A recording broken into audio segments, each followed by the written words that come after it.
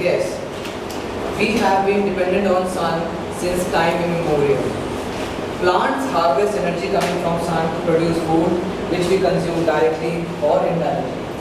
But today, science and technology has given us the power to harness the energy of the sun directly. And when we harvest the power of the sun, we call it solar energy. In fact, some people say that solar energy is perhaps one of the best discoveries of mankind. But why is that? What does solar energy offer us? There are many advantages of solar energy, but I'll give you the three most important ones. First, it is ubiquitous. That means that it is present everywhere on the globe. It's an old saying that sun shines for everyone, every day, everywhere. And that's why you can harness solar energy wherever you are. Second, it is free. Yes, I mean there is a certain cost associated to using it for the first time, but the generation of the power itself is a free resource. Third, and perhaps the most important one, it is a pollution-free source of generation of energy. Compare it to your regular sources of power, be it thermal, nuclear, or gas turbine driven. All of them have byproducts that harm our environment or our atmosphere.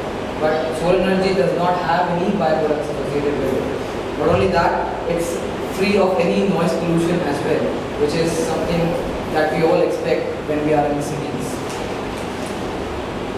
In fact, the advantages of solar energy are so much that it's already in a wide-scale use across the globe. In our own country, 2,700 villages have been electrified using the photovoltaic cells and harness the power of solar energy. But harnessing solar energy is not just restricted to electrification. In fact, you also see these days a lot of solar water heaters installed on rooftops of large societies and corporate powerhouses. Now these water heaters do what geysers do at home. They warm water for our everyday use. And solar water heaters cost from rupees 15,000 to 1,50,000 depending upon the model, design and capacity of the solar water heater. Very easy to use. But I think apart from solar water heater, perhaps one of the most widespread uses of solar energy is in the form of solar cookers. Now the one you see here is a box type solar cooker, but they come in various shapes and sizes. Now solar cookers can reach temperatures up to 165 degrees centigrade, which is almost equal to what microwave does for you at home. You can cook your dal, your rice, your vegetables, your meat, and perhaps almost anything on a solar cooker.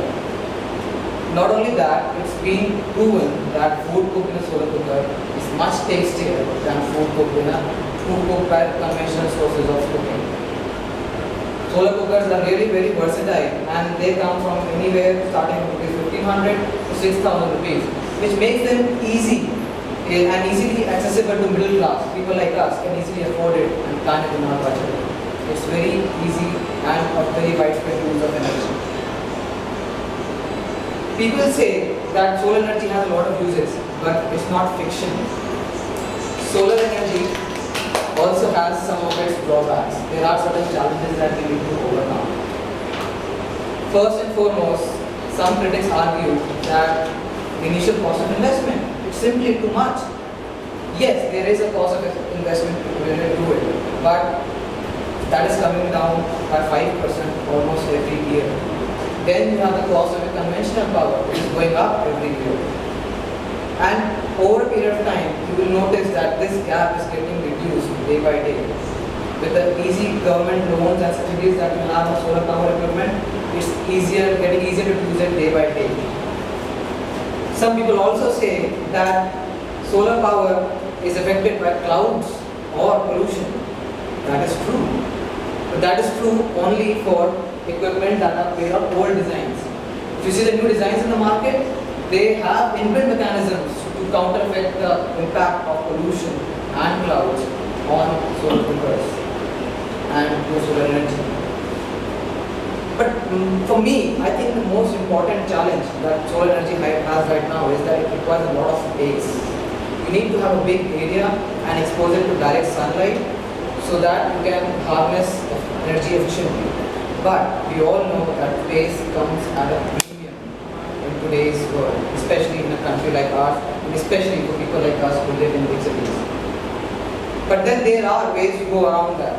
Communities can come together, they can install solar water and solar power capacity units on a wide scale. It brings down the cost of investment for a user and for individual and makes it available for everyone to use it. So there are ways around that as well. These days, our country is facing a looming energy crisis. People are debating whether nuclear power is the answer to all our needs or not.